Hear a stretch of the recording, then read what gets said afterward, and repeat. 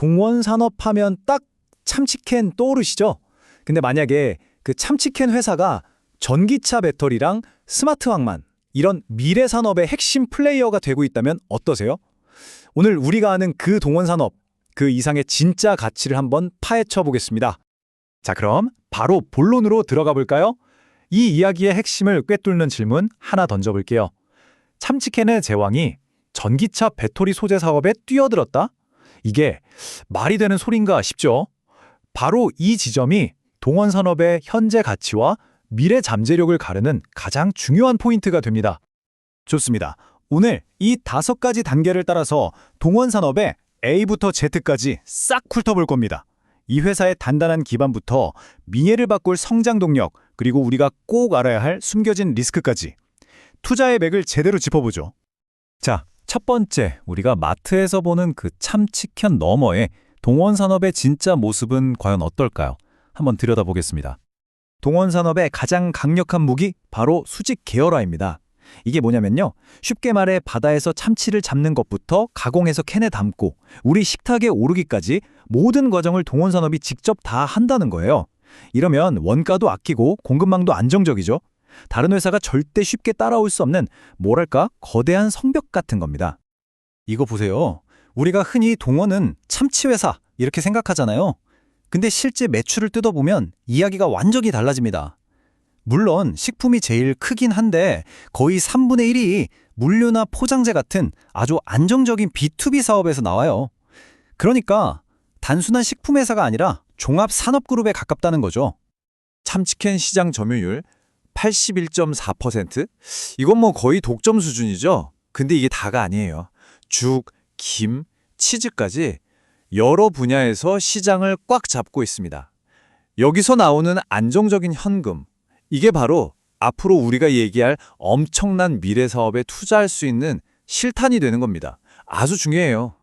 자, 이렇게 거대한 제국인데 그럼 재무적으로도 건강할까요? 이제 숫자를 통해 이 회사의 체력을 한번 검진해 보겠습니다. 숫자는 거짓말을 안 하죠.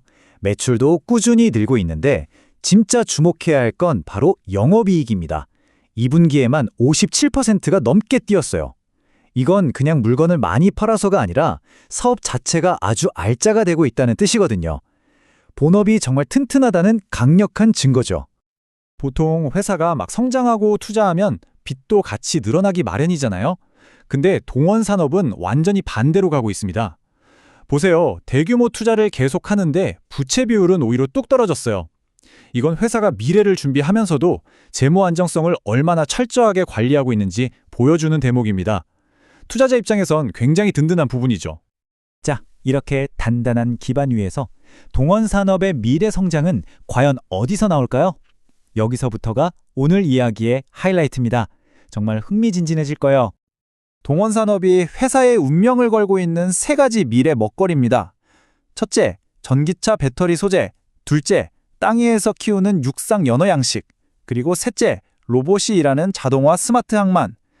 이름만 들어도 스케일이 다르죠? 전략은 아주 명확해요.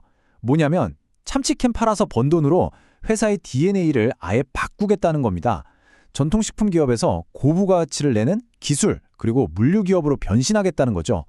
이게 만약 성공한다면 시장에서 동원산업을 보는 눈이 180도 달라질 겁니다. 하지만요, 이렇게 큰 꿈에는 당연히 큰 위험도 따릅니다. 우리가 정직하게 분석하려면 이 계획이 잘못될 수 있는 가능성, 그 장애물들도 반드시 짚고 넘어가야겠죠.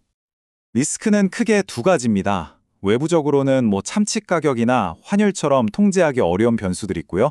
하지만 어쩌면 더 큰 리스크는 내부에 있을지도 모릅니다. 바로 이 신사업에 들어가는 어마어마한 투자 비용, 그리고 이게 과연 계획대로 될 것인가 하는 불확실성이죠. 1조 원.